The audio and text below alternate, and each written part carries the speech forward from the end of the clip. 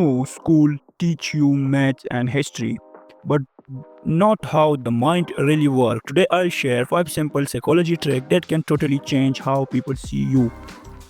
So, number one trick, first impression. People remember the very first moment they meet you. Psychology call this the primacy effect. So, if you smile, stand tall, and show confidence in the first 10 seconds, you will leave a strong impression. Number two, copy and connect. When you copy title things someone does, like their posture or gesture, they instantly feel more connected to you. This is called mirroring. It's make people like you without even realizing why.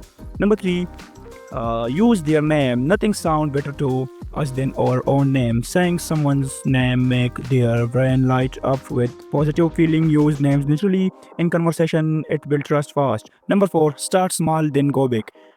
If you ask for something small first, people are more likely to agree when you ask for something bigger later. Psychology call this the foot in the door technique. For example, ask for small favor and then a bigger one. It's work in everyday life. Number five and last trick, the smile effect. When you smile, you people often smile back without thinking. A real smile make you seem more likable and trustworthy right away. So these five psychology tricks are simple but powerful.